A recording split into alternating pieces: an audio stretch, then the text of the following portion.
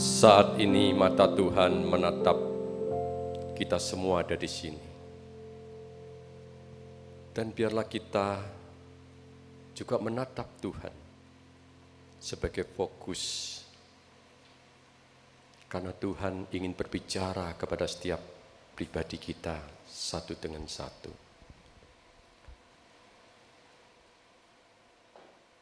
Dia ingin berbicara tentang pengorbanannya di atas kayu salib buat kita semuanya.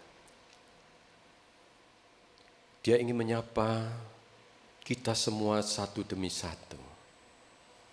Apa arti pengorbanannya di atas kayu salib bagi jalan hidup kita? Yesus saat ini hadir tengah-tengah kita. Dia ingin berbicara, menyapa kita karena kita adalah sahabatnya. Dia merindukan kita mendengarkan suaranya. Di tengah-tengah suara dunia yang bising, inilah momen di mana dia ingin berbicara kepada kita pribadi lepas pribadi. Oleh karena itu, marilah kita memohon kiranya Allah Roh Kudus yang Tuhan sudah utus di dalam kehidupan kita masing-masing mengurapi hati dan pikiran setiap kita dan juga hambanya. Supaya sungguh-sungguh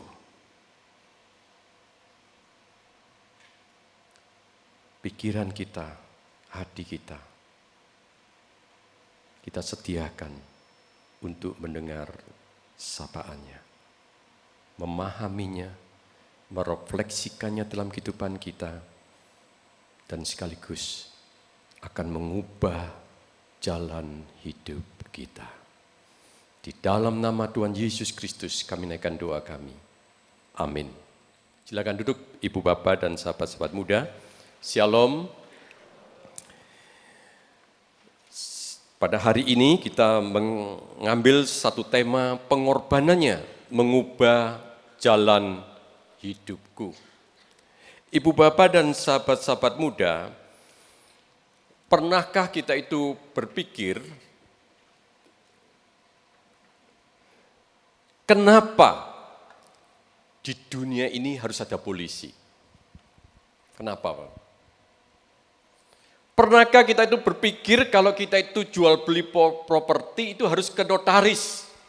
Kita itu kalau mau kongsi dagang dengan orang lain harus ada satu perjanjian dan kita pergi ke notaris.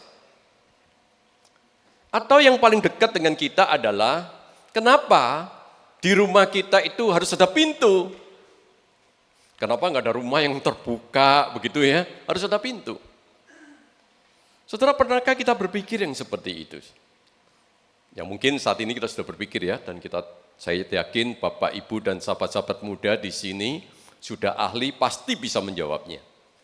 Nah hari ini saya ingin menceritakan yang menarik dari apa yang dikatakan oleh seorang teolog yang bernama John Stott. Nah, teolog ini berkata demikian, hampir semua peraturan itu telah tumbuh karena manusia tidak dapat dipercaya untuk menyelesaikan masalahnya sendiri dengan adil dan tanpa ada kepentingan diri sendiri. Ada notaris. Itu kenapa? Karena memang kita itu harus di dalam kehidupan kita itu ada seseorang yang menjamin kita untuk menyelesaikan segala peraturan. Karena manusia itu tidak dapat menyelesaikannya dengan adil dan tanpa kepentingan diri sendiri. Kita tidak jauh-jauh. Di dalam kehidupan kita berkeluarga, kita itu bertengkar, suami istri begitu ya, orang tua dengan anak. Kira-kira apa sih masalahnya? Lebih banyak masalahnya karena kita itu satu dengan yang lain saling memegang kepentingan diri masing-masing.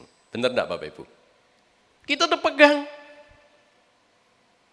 Lalu yang kemudian dikatakan kepada kita adalah, John Stott mengatakan, janji saja itu tidak cukup. Tadi saya katakan, janji saja, kita itu kongsi loh, ngomong ya, nanti gocap hun begitu ya. 50%, 50%. Ataupun peraturannya nanti begini begitu ya. Nanti kalau sudah untung kita bagi berdua ya, begitu ya, dan sebagainya. Nah itu belum cukup, harus ada kontrak perjanjian. Kenapa? Karena saling tidak percaya, bukan? Dengan janji itu. Pintu rumah itu tidak cukup. Kita harus menguncinya dan menggemboknya, saudara. Karena kita juga agak percaya sama orang lain. Kemudian juga dikatakan, hukum dan peraturan itu tidak cukup. Kita perlu polisi untuk menegakkannya. Nah kenapa itu semuanya, Bapak Ibu? Semuanya itu ada. Kalau dulu zamannya Adam dan Hawa dan seterusnya belum ada. Ternyata John Stott mengatakan, semua ini berhubungan dengan dosa manusia. Kita tidak dapat saling percaya. Dosa itu menghancurkan relasi kita dengan Allah, tapi juga dengan manusia. Dosa itu juga menyebabkan relasi kita ketidakpercayaan terhadap Allah, bukan? Bapak Ibu, seringkali di dalam kehidupan kita, seringkali mendengarkan khotbah janji Allah. Tapi seringkali kita meragukan janji Allah itu dalam hidup kita, bukan? Dosa itu memiliki satu sifat yang begitu mengerikan, dikatakan sifat dosa itu adalah untuk menghancurkan hidup kita. Nah yang lebih mengerikan Ibu Bapak dan sahabat-sahabat muda adalah yang tertulis di dalam Mazmur pasal 17 ayat 1-7. Satu gambaran dosa yang begitu mengerikan bagi kita, dikatakan demikian. Untuk pemimpin biduan dari Daud, orang bebal berkata dalam hatinya, tidak ada Allah. Busuk dan jijik perbuatan mereka. Tidak ada yang berbuat baik. Tuhan memandang ke bawah dari surga kepada anak-anak manusia untuk melihat apakah ada yang berakal budi dan yang mencari Allah. Maksudnya mencari Allah yang sejati. Mereka semua telah menyeleweng, semuanya telah bejat, dan tidak ada yang berbuat baik, seorang pun tidak.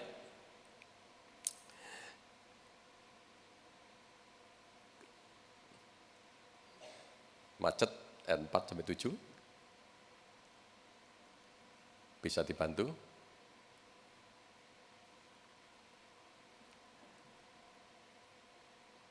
Dan 4-7. Oke, terima kasih. Tidak sadarkah semua orang yang melakukan kejahatan yang memakan habis umatku seperti memakan roti yang tidak berseru kepada Tuhan, di sanalah mereka ditimpa kekejutan yang besar sebab Allah menyertai angkatan yang benar.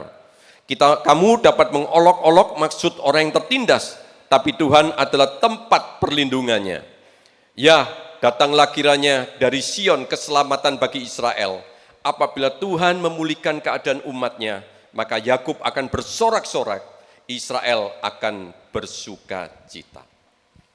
Mazmur 14 ayat 1-7 ini menggambarkan keberdosaan manusia itu bagaikan virus COVID-19 yang tidak kelihatan, namun ganas dan mematikan. Yang lebih mengerikan, keberdosaan manusia itu sangat cepat menular, mewabah dan berakibat fatal. Berakibat fatal dalam kehidupan manusia. Sehingga kalau kita melihat di dalam Mazmur pasal 14 ayat 1 dikatakan demikian.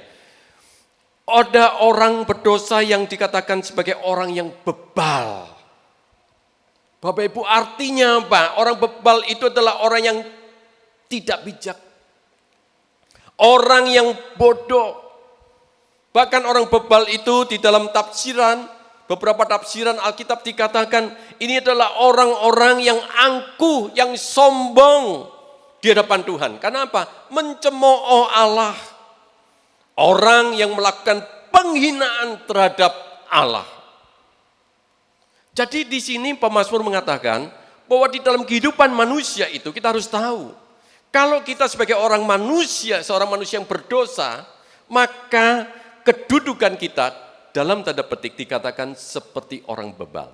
Karena di dalam keberdosaan itulah kita sebetulnya sudah melakukan penghinaan terhadap Allah. Kita mencemooh Allah. Nah, akibatnya dikatakan, dia akan menjadi orang sesat, orang yang bobrok moralnya, orang yang memiliki potensi untuk melakukan kejahatan dengan lebih jahat. Karena mereka tidak mencari Allah yang sejati. Sekarang kemudian di dalam ayat 1 dikatakan demikian. Mengapa mereka berkata di dalam hatinya tidak ada Allah? Kenapa? Karena orang bebal itu tidak dapat meyakinkan dirinya ada Allah. Karena tidak dapat meyakinkan dirinya ada Allah, maka menjadi Tuhan dalam hidup mereka siapa? Dirinya sendiri. Maka tadi dikatakan, mengapa ada notaris, ada dan sebagainya, saudara. Karena apa? Kita merasa diri kita sebagai Tuhan. Nah, inilah yang kemudian dikatakan, orang-orang yang menyatakan dirinya tidak ada Tuhan, maka di dalam hidupnya itu bebas untuk melakukan perbuatan-perbuatan sesuai dengan keinginan dirinya sendiri. Nah, inilah yang menyebabkan kehidupan manusia itu tersesat. Ada yang sampai bobrok moralnya, dan ada yang melakukan satu kejahatan yang luar biasa di dalam hidupnya. Nah, kita mungkin berkata, contohnya seperti apa sih Pak? Gitu ya. Contohnya itu seperti ini. Bapak Ibu dan sahabat-sahabat muda, mungkin ini ilustrasi pernah di sinilah ya.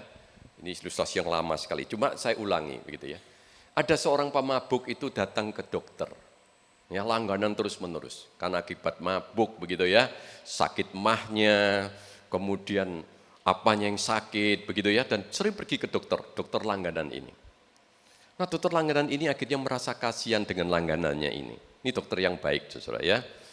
Dia akhirnya begini, waktu orang mabuk ini mau ke dokter, ke tempat dia, maka dia menyiapkan ya satu hal yang sangat menarik, yaitu dia siapkan apa? Satu cawan, kemudian cacing yang masih hidup, dan alkohol. Gitu ya, disiapkan sama dia. Nah, tibalah datang ya orang pemabuk itu. Lalu kemudian dokter ini, kamu duduk ya, silakan kamu duduk. Sekarang ya, sambil cawan. Lalu diambil cacing. Ini apa ini? Cacing katanya pemabuk itu. Masih waras karena mabuknya belum keras gitu ya. Jadi ini cacing. Lalu diberikan apa? Diberikan alkohol. Ya, botolnya dibuka, coba kamu cium apa ini? Wah, karena dia ahli di dalam dunia permabukan, dia tidak salah. Ini alkohol, begitu ya. Wah, betul kamu jawabnya. Nah, sekarang saya coba ya. Cacing diletakkan di cawan, lalu alkohol dituangkan di atas cacing itu. Akhirnya cacing itu mati. Nah, setelah mati, dokter ini bertanya kepada pemabuk ini, apa yang kau pelajari dari pencobaan ini? Lalu pemabuk ini mengatakan, satu pelajaran penting Pak Dokter, yaitu apa? Alkohol bisa membunuh cacing. Wah, betul kan jawabannya ya? Lalu dokter ini tanya, kalau begitu pelajaran hidup apa yang bisa kau tarik, kau petik dari contoh ini? Pemabuk ini dengan bersukacita, kemudian dia berkata demikian, artinya saya tidak pernah cacingan seumur hidup saya. Nah, saudara, itulah saudara pelajaran berharga dari pemabuk ini. Ini dikatakan sebagai orang yang bebal, saudara. Dia melakukan apa yang dia inginkan di dalam hidupnya itu tanpa satu beban untuk mempertanggungjawabkan hidupnya, untuk berubah di dalam hidupnya. Tidak, sehingga dia itu merasa aman dengan dunia kehidupannya, karena dia merasa yang menentukan kehidupannya itu adalah dirinya sendiri. Saudara, seorang yang bernama Sartre, dia adalah seorang Prancis. Dia ngomong begini, saya tidak percaya kepada Tuhan karena saya ingin berhubungan seks kapanpun, dimanapun, dengan siapapun yang saya inginkan. Saudara, itulah gambaran yang dikatakan oleh Mazmur 14 ayat 1 tadi. Satu gambaran yang begitu mengerikan, saudara. Kalau kita itu masih hidup di dalam keberdosaan kita, maka tidak heran. Yang menentukan segala sesuatu jalan hidup kita adalah diri kita. Bukan Tuhan. Bukan orang lain, tapi diri kita sendiri. Nah itulah saudara, kalau kemudian kita teruskan hidup yang seperti ini, maka kemudian di dalam ayat yang ketiga, dikatakan mereka semua telah menyeleweng, semuanya telah bejat, tidak ada yang berbuat baik, seorang pun tidak, saudara. Saudara, dosa itu mengakibatkan semua orang, tidak ada satupun yang hidupnya itu berbuat baik, seorang pun tidak, semua bejat. Saudara mungkin tersinggung dengan perkataan dari Mazmur ini. Tetapi saya ambil contoh, saudara. Ya, seorang anak balita mengambil permen misalnya, dia makan permen. Lalu kemudian setelah makan permen selesai, maminya itu datang lalu kemudian mencium balita ini. Waktu dicium, ternyata di mulut balita ini ada bau rasa permen yang ada di meja itu. Anak balita tanya sama ibunya, kamu tadi makan permen ya? Jawabannya apa? Enggak. Betul enggak? Tapi sekarang pertanyaan saya adalah, apakah papa mamanya ngajari dia bohong? Ngajari enggak? Enggak. Lalu bagaimana seorang anak yang tiba-tiba bisa berbohong kepada kita? Padahal enggak ada yang ngajarin loh. Enggak ada. Jadi jangan tersinggung dengan pemazmur ini. Pada kenyataannya memang demikian dalam kehidupan kita ini. Lalu kemudian bukan hanya sampai di situ. Ya, kebohongan seorang anak itu bertambah lama, bertambah canggih. Betul enggak? Nah, saya cari cerita, saudara ya. Satu kali ada seorang bapak itu cerita sama saya. Waduh Pak Bambang, anak saya itu tidak pernah loh kami ngajari berbohong. Dia berbohong satu kali. Wah kami sudah mulai merasa, wah anak kita itu sudah berbohong. Gitu ya. Lalu sekarang bagaimana? Dia tiba-tiba, ya, pada waktu kami itu ada di kamar, gitu ya, suami istri lagi di kamar, begitu ya, lagi bersama-sama membaca Alkitab, bersaat teduh dan sebagainya itu ya, pagi-pagi hari. Anak ini keluar ya, karena sudah bangun keluar, kemudian mencari emaknya, begitu ya, mencari emaknya. Nah waktu mencari emaknya itu apa yang dilakukan sama dia? Dia minta permen, sama emaknya dikasih enggak? Hah? Kalau enggak dikasih, lalu pura-pura wajahnya apa? Mau menangis. Ya, emaknya kasih enggak? Dikasih. Tapi apakah dia makan? Enggak. Dia taruh di kantongnya. Karena tunggu apa? Tunggu dia dengan istri pergi kerja, baru dia makan lagi. Lalu bapak ini cerita, iya ya, dosa itu luar biasa ya. Merusak itu bukan hanya orang dewasa, tapi sampai anak balita pun dirusak oleh dosa itu. Nah Bapak Ibu, kalau kita melihat di dalam bagian ini, jelas ini merupakan sesuatu yang benar-benar mulai kita itu waspada Bapak Ibu. Semakin canggih.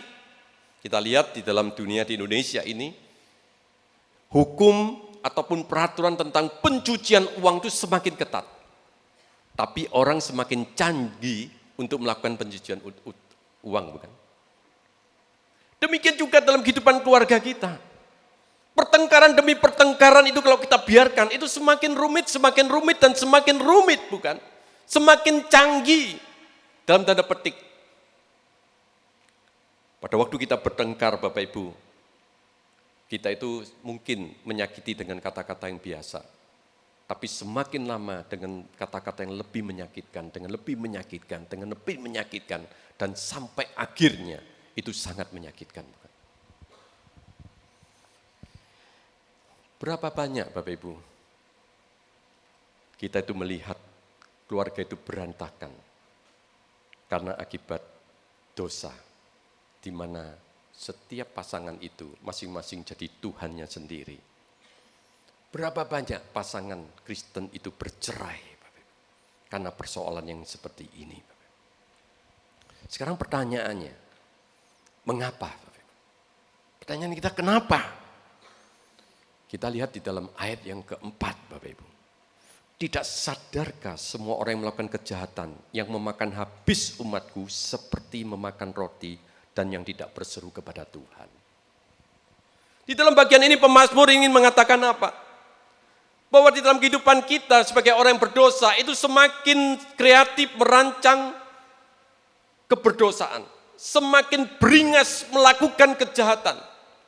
Semakin kita itu berbuat jahat, itu semakin puas di dalam kehidupan kita. Karena apa? Digambarkan di dalam bagian ini. Orang yang melakukan kejahatan terhadap manusia maupun terhadap Allah, dikatakan apa yang mereka lakukan, itu sudah menjadi makanan sehari-hari. Makan rotimu.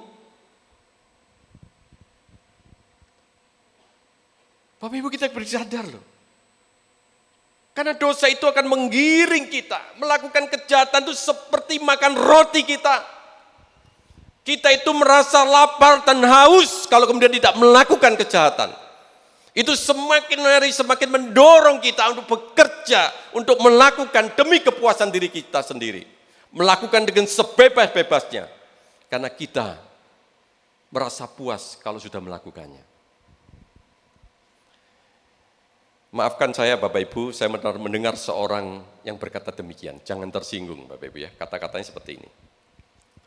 Manusia itu setelah memperkosa korbannya, masih tega membunuhnya. Bahkan memutilasi korbannya. Betul enggak? Betul? Lalu orang ini berkata demikian. Seekor anjing setelah memperkosa korbannya, tapi tidak membunuh. Saudara, saya kaget mendengarkan perkataan ini. Pada waktu itu kemudian saya renungkan, kenapa ada orang yang mengatakan seperti ini, saudara? Oh, kita bisa bayangkan, saudara, memang dunia itu semakin bejat, bukan? Di Amerika, itu adalah orang-orang yang memiliki kebebasan, memiliki senjata. Bagaimana dengan brutal untuk menembaki para murid yang ada di sekolah, bukan? Betapa sadis kejahatan yang mereka lakukan. Kita juga melihat bagaimana di Indonesia ada seorang remaja yang kemudian menganiaya teman remaja yang lain. Karena dikatakan pacarnya itu diganggu sampai koma. Saudara bisa bayangkan enggak? Kejahatan itu bisa seperti ini sekarang. Di sekitar kita ini juga. Saudara, kita juga melihat bagaimana tadi drama tadi. Yudas. Bapak Ibu. Itu dikatakan sebagai bendahara yang tidak jujur. Hatinya penuh dosa. Dia memiliki yang tidak seharusnya dia miliki. Dia tamak, saudara. Tapi kita melihat di dalam eskalasinya. Setelah dia tamak untuk hanya mencuri uang bendahara. Akhirnya dosa dia membuat dia melakukan dosa yang lebih kreatif, dosa yang lebih kejam, dosa yang memalukan, dosa yang menyakiti hati Allah, yaitu dia menjual Yesus dengan 30 keping uang perak. Saudara, kita bisa merasakan dosa itu jangan dianggap enteng, saudara, dalam kehidupan kita ini. Dosa itu jangan kemudian dalam kehidupan kita itu sebagai perkara yang kecil, jangan dianggap seperti itu. Saudara, ingin saya katakan berbohong itu dosa besar atau dosa kecil, saudara? Coba saudara pikirkan. Hari ini, kalau saudara berbohong, itu dosa besar atau dosa kecil? Banyak orang Kristen mengatakan berbohong dosa kecil. Kalau membunuh itu dosa besar. Betul? Padahal di Alkitab tidak pernah diajarkan itu dosa kecil dan dosa besar. Semua berdosa, menyeleweng, itu sesat. Menyakiti hati Allah, menghina Allah, mencemooh Allah. Tetapi saya katakan, kalau suami berbohong kepada istri, istri berbohong kepada suami, Satu kali saja dan ketahuan. Saudara, akibatnya perceraian. Karena saling tidak percaya. Hanya berbohong, saudara, satu kali. Satu kali saja, ketahuan, tidak saling percaya. Rumah tangga akan ribut. Rumah tangga akan ribut. Apa yang dikatakan suami tidak dipercaya oleh istrinya. Apa yang dikatakan oleh istri tidak dipercaya oleh suaminya. Saudara bisa bayangkan, hidup satu rumah. Satu rumah. Di dalam ketidakpercayaan seperti itu. Apa yang terjadi?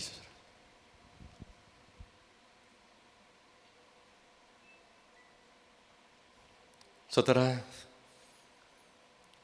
saya mendengarkan kisah nyata. Kebaktian pemberkatan nikah dilakukan pada hari Sabtu. Pesta besar-besaran sampai miliaran rupiah dengan penuh suasana yang luar biasa semaraknya. Sang istri besoknya berhubungan seks dengan mantan pacarnya. Kemudian bercerai. Coba saudara bayangkan. Hanya 1 hari usia pernikahan itu. Besok ada keberdosaan di dalam kehidupan manusia ini. Saudara, kenapa? Kenapa, saudara?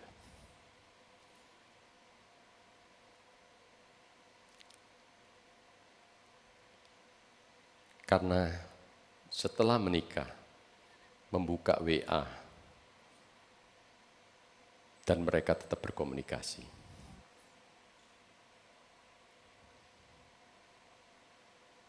Saudara, hanya WA aja kok. Tapi WA itu berkelanjutan. Sampai akhirnya mengatakan, saya ketinggalan barang di rumah. Saya pulang sebentar. Tapi tidak pulang, saudara. Seorang anak muda yang berkata, saya tamak Pak. Dia seorang anak muda yang berhasil di dalam bisnisnya. Saya tamak. Karena ada koperasi yang memberikan kepada saya bunga yang tinggi. Saya kasih uang di situ sedikit dulu. Ternyata dapat penghasilan yang luar biasa. Dikembalikannya luar biasa besarnya. Saya tambah lagi. Bukan hanya demikian. Saya ditawari robot trading. Investasi di robot trading. Saya juga pakai di situ. Mendapatkan yang bagus. Saya tambahin, ketamakan saya akhirnya terjebak dan habis semuanya. Dia menyesal dan dia berkata, hanya tamak loh. Hati tamak saja itu menghancurkan hidup saya. Saudara-saudara, pada hari ini mungkin di dalam diri kita harus sadar. Kita jangan menganggap enteng dosa dan meremehkan dosa. Tanpa menyadari, itu akan membawa kita, bahwa dosa itu akan membawa kita ke perbuatan yang bejat dan sadis. Itu yang dikatakan oleh Carl Menninger di dalam bukunya Whatever Became of Sin. Ingat, jemaat Kristen ingat, kita semua ingat, termasuk diri saya ingat, bahwa dosa adalah suatu kualitas yang secara implisit itu bersifat agresif. Jangan pikir dosa itu pelan-pelan, tidak. Tidak kelihatan, tadi saya katakan, seperti COVID-19, tidak kelihatan virusnya itu. Tetapi dia bersifat agresif, menyerang dan terus menyerang dan terus menyerang. Akhirnya kita berbuat kekejaman, membuat satu luka, membuat pemisahan diri dari Allah, pemisahan diri dari umat manusia, pemisahan diri dari keluarga. Tapi kita juga harus ingat, saudara, Carl Menninger juga mengatakan, dosa itu juga memiliki kualitas disengaja. Artinya apa? Sampai satu titik, saudara itu melakukan perbuatan dosa. Itu dengan tidak malu lagi. Karena dia mengatakan apa? Ini hak saya untuk melakukannya.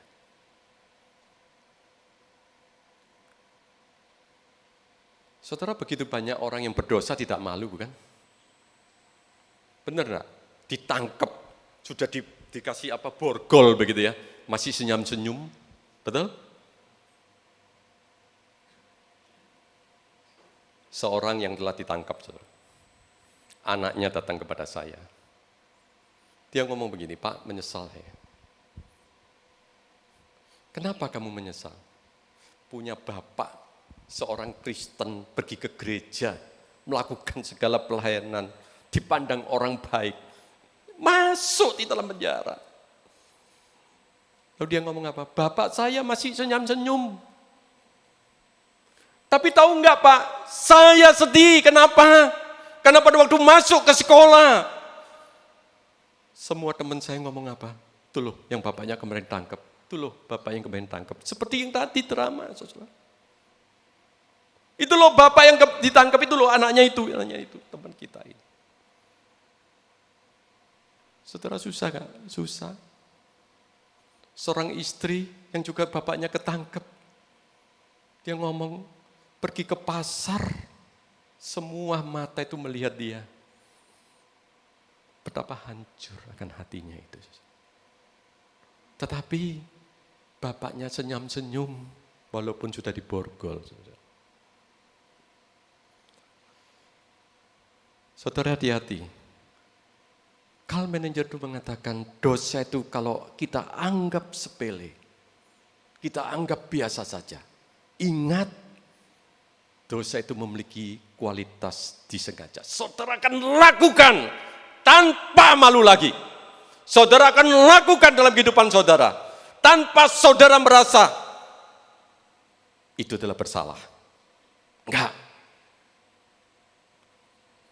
Saudara-saudara, seorang yang bernama Emil Brunner itu mengatakan, dosa adalah penolakan arogansi, keinginan untuk menjadi setara dengan Allah. Pernyataan ketidakbergantungan manusia terhadap Allah, pembentukan rasio moralitas dan kebudayaan yang otonom. Jadi Brunner juga mengatakan, saudara, kalau dosa itu tidak kita selesaikan dalam pikiran kita, dalam hati kita, maka dosa itu dikatakan akan membentuk rasio kita. Yang tadi saya katakan, nggak akan malu lagi saudara melakukan dosa itu. Itu akan membentuk moralitas kita. Saudara merasa biasa saja, orang berdosa. Oke, saya bisa tertawa. Orang lain mencemooh saya, biarin. Saudara, itu akan membentuk satu kebudayaan otonom di dalam diri kita. Budaya kita ini.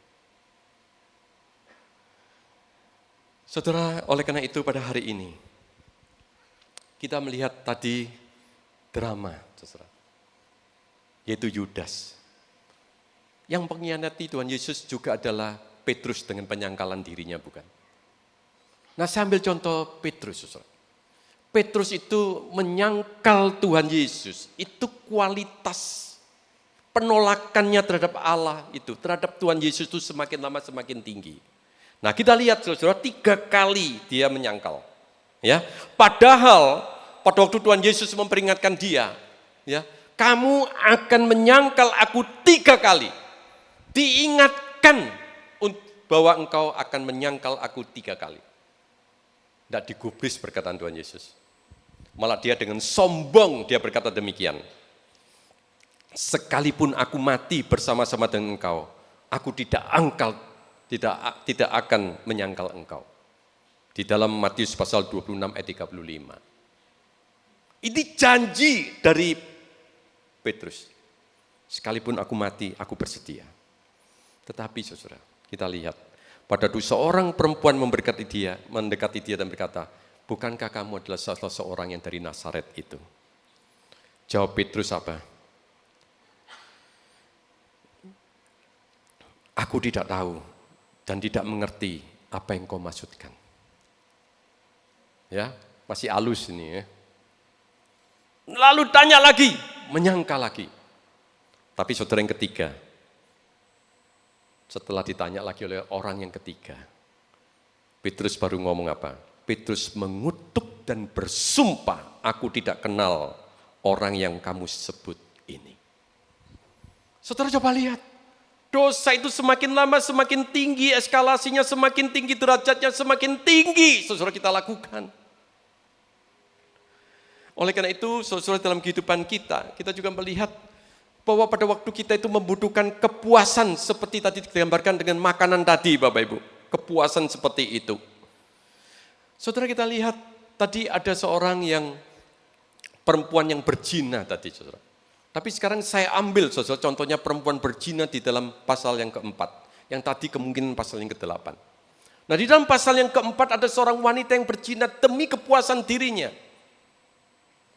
Kita lihat pembicaraan di sungai, di pinggir sumur Yakub itu, Tuhan Yesus menegur dia.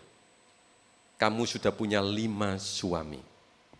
Tapi seorang pria yang sekarang ada padamu itu bukan suamimu, tapi itu perselingkuhanmu. Wanita itu mencari kepuasan, sampai ada 5 pria belum cukup, masih selingkuh lagi, saudara. Saudara kita lihat, itulah dosa. Engkau tidak akan puas. Terus menerus itu akan menggerus hidup saudara, membentuk moralitas saudara. Sampai akhirnya Tuhan Yesus itu menegur dia. Kita lihat tadi yang penggelapan pajak, ya, ceritanya mungkin tentang Sakyus latar belakangnya, saudara. Sakyus juga tidak pernah puas di dalam hidupnya. Dia menjadi seorang pemungut cukai tapi memeras rakyatnya. Saudara kita lihat di dalam bagian ini jelas inilah satu cara hidup yang kita lihat sampai pada satu saat, saudara, orang itu akan merasa apa yang dia lakukan itu sia-sia. Orang di dalam keberdosaan itu sampai satu titik, saudara, dia akan merasa dia adalah orang yang berdosa. Saudara, di ayat 5 dikatakan, di sanalah mereka ditimpa kekejutan yang besar, sebab Allah menyertai angkatan yang benar. Kamu dapat mengolok-olok maksud tertindas, tapi Tuhan adalah tempat perlindungannya. Saudara, pada waktu dia merenungkan akan hidupnya, kalau orang itu sadar dengan keberdosaannya, kemudian melihat orang-orang yang benar, kok mereka hidup di dalam lindungan Tuhan. Dia mulai mikir, saudara. Dia kepingin untuk hidup itu penuh arti. Itulah Matthew Henry mengatakan seperti ini, saudara. Mereka yang berdosa itu menghisap darah orang-orang kudus dengan nikmat. Tetapi dalam perut mereka, darah itu berubah menjadi empedu yang penuh dengan ular berbisa. Saudara terus lakukan dosa. Tapi dikatakan oleh Matthew Henry, kita itu sedang menghisap darah orang-orang yang nikmat. Orang kudus dengan nikmat. Dosa itu selalu menghisap darah orang-orang kudus dengan nikmat. Tetapi itu sebetulnya berubah menjadi empedu yang penuh dengan ular berbisa.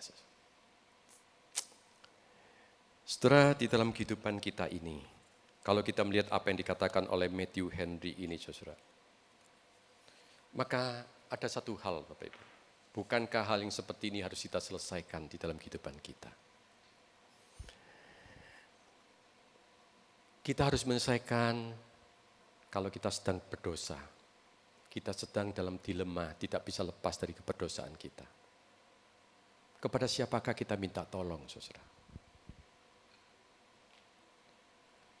Saya satu kali di dalam satu kebaktian, saya menyampaikan tentang masalah dosa dan pertobatan. Ada seorang anak muda yang datang kepada saya, dia mengalami keberdosaan di dalam kehidupan seksual. Seorang anak muda. Dia cerita kepada saya. Lalu dia bilang, Pak, minta tolong Pak, doakan saya supaya minggu ini saya tidak melakukan dosa itu lagi. Oke, kita doa bersama-sama. Senin dia ngomong, puji Tuhan Pak, saya bisa lolos. Selasa, lolos Pak, bisa saya. Rebo, seneng dia, puji Tuhan Pak, saya bisa lolos. Hari keempat Kamis dia ngomong, Pak, saya jatuh lagi. Setelah dia datang lagi dan kemudian kita berdoa bersama lagi. Saya kuatkan, dia pulang. Wah dia laporan, Pak hari ini saya lolos. Terus dia ngomong lolos, tapi hari keempat dia jatuh lagi. Sampai 4 minggu berturut-turut, hari keempat dia jatuh lagi. Saudara. Lalu apa saudara? Telepon terakhir dia ngomong gini, Pak, sudah lebih baik aku mati Pak.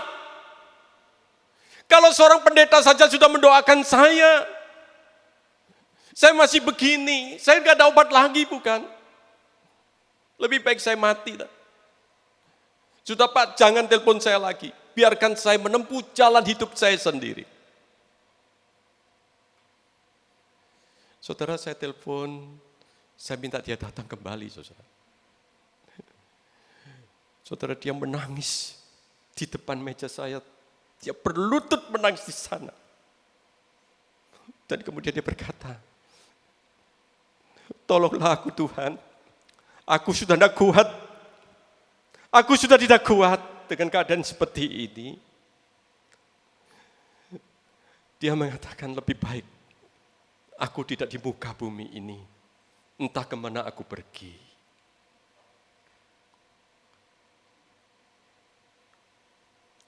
Saudara dia berkata kepada saya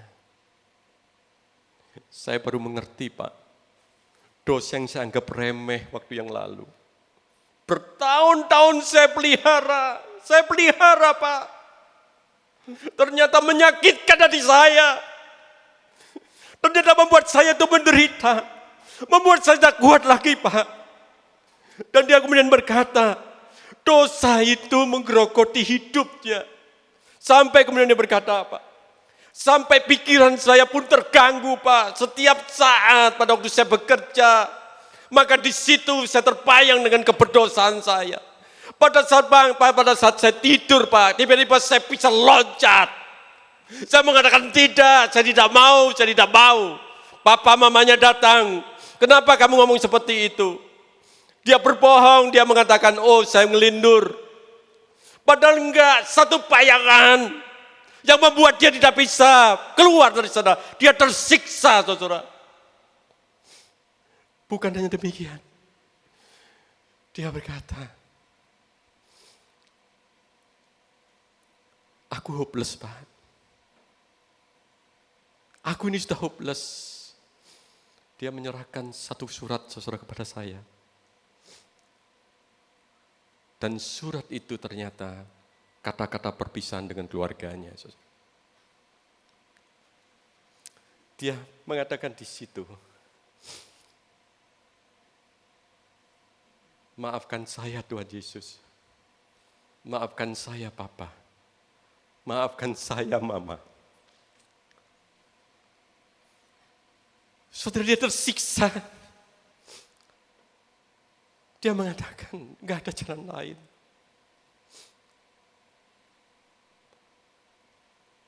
Dia berkata, menganggap remeh dosa yang kecil, membuat dia tersiksa seumur hidup. Hari ini saudara, mungkin kita menyimpan dosa-dosa yang tidak diketahui oleh istri, anak, tidak diketahui oleh siapapun. Jangan anggap remeh akan dosa itu. Jangan anggap remeh akan dosa itu. Dosa itu akan menggerogoti hidup saudara. Sampai satu saat, saudara akan juga merasa hidup saudara tidak berarti, sia-sia, dan membuat saudara akan hopeless. Sekarang bagaimana menyelesaikannya, saudara? Pendeta Elisa Istianto dalam khotbahnya tanggal 2 April 2023 saya melihat di YouTube. Menegaskan dosa itu harus diselesaikan dan dibereskan. Lalu siapa yang dapat membereskan? Yang dapat membereskan itu adalah Yesus.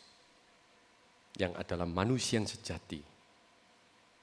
Dan Allah yang sejati. Ditegaskan. Harus manusia yang sejati. Karena manusia bertanggung jawab. Dan harus Allah sejati. Sebagai korban yang tidak ada cacat celahnya. Itu yang dapat menyelesaikan dosa itu. Saudara, bagaimanakah Tuhan itu mewujudkan seperti dikatakan oleh Pak Elisa tanggal 2 April itu, saudara. Di dalam Roma pasal 8 ayat 32 dikatakan, Allah yang tidak menyayangkan anaknya sendiri, tetapi yang menyerahkannya bagi kita semua. Bagaimana mungkin ia tidak mengaruniakan segala sesuatu kepada kita bersama-sama dengan dia. Mari kita baca bersama-sama ayat ini, sangat penting. Ayo kita baca, 1, 2, 3. Ia yang tidak menyayangkan anaknya sendiri.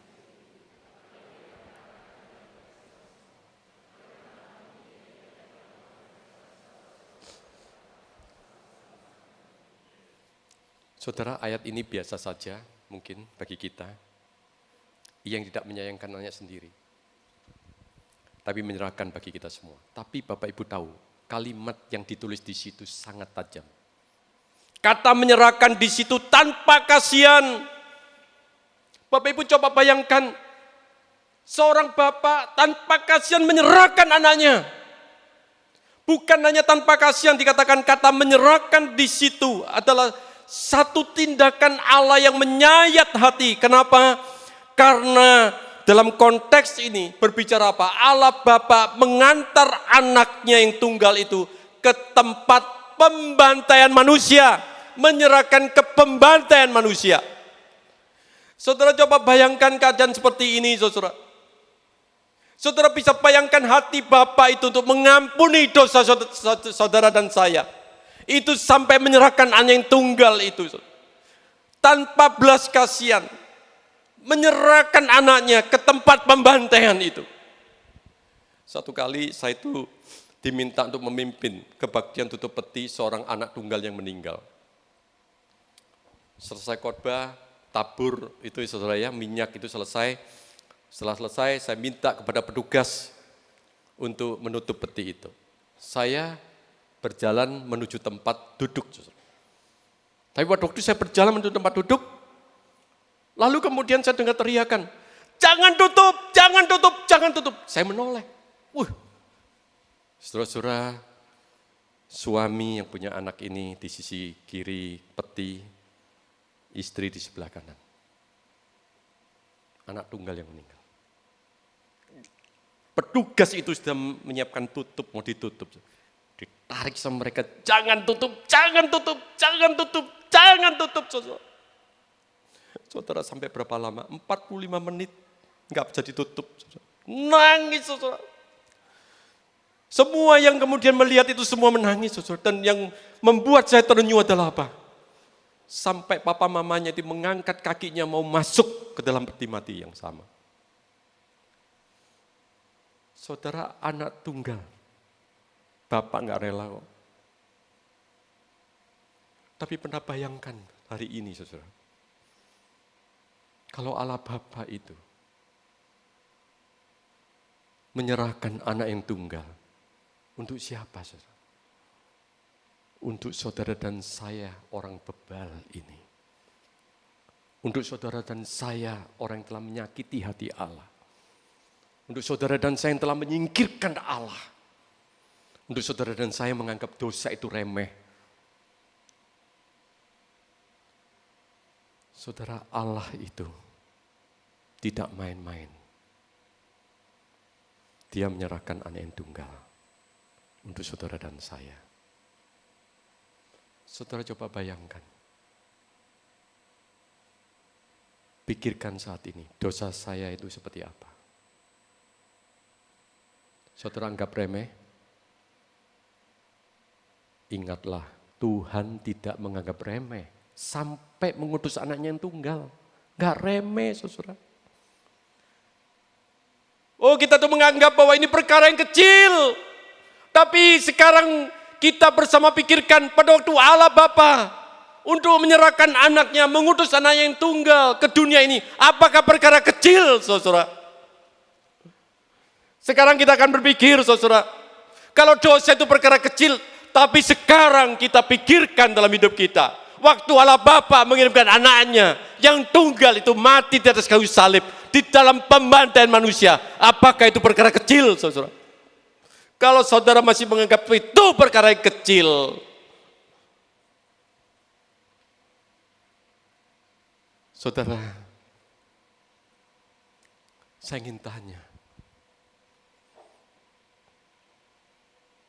kekerasan hati kita itulah karena dosa sampai menganggap waktu Allah Bapa mengutus anak yang tunggal dan kita merayakan tiap tahun. Kita merayakan setelah selesai bubar. Enggak ada arti apa-apa. Kita sering kali merayakan seperti ini, bukan? Tapi kita anggap sebagai satu perkara yang biasa. Tapi hari ini, saudara, Tuhan ingin berbicara, ini bukan perkara kecil. Dosa bukan perkara kecil sampai dia datang ke dalam dunia. Untuk apa, saudara? Untuk menyelesaikan perkara besar di dalam hidup kita ini, yaitu dosa. Bohong saja di hadapan Tuhan itu sudah luar biasa besarnya. Perkara besar, bohong saja. Saudara-saudara, Cicero itu sampai mengatakan seperti ini, saudara. Dia mengatakan satu kalimat yang begitu membuat saya ternyuh, saudara. Mengutuk hukuman yang paling kejam dan menjijikkan. Dikatakan, saudara, mengutuk penyaliban Yesus itu sebagai hukuman yang paling kejam dan menjijikkan. Hari ini, saudara, karena dosa itu bukan perkara yang kecil. Saudara, Tuhan itu datang mau mengubah jalan hidup kita. Dia mau mengubah jalan hidup kita. Jika ada orang lain yang menolak Anda saat tadi sudah dalam drama tadi. Oh, kita itu jatuh dalam dosa, kita merasa najis. Orang lain menolak kita, mencibir kita. Saudara, jangan putus asa. Yesus itu datang untuk menerima Anda. Jika ada orang lain yang membenci Anda pada hari ini, ada yang membenci saudara. Jangan saudara putus asa. Yesus mengasihi Anda. Jika dosa itu memenjarakan jiwa Anda, hari ini Tuhan berkata, Yesus akan membebaskan jiwa Anda. Jika orang lain menindas Anda, Yesus akan memerdekakan Anda. Maukah saudara pada hari ini kita datang kepada Dia? Kita selesaikan dosa-dosa kita. Supaya hidup kita tidak dikuasai oleh dosa, tapi hidup kita diubah oleh Tuhan. Dan kita mengalami hidup yang penuh dengan kemenangan atas dosa. Amin, saudara mau? Mari kita tundukkan kepala. Kita tenang di hadapan Tuhan.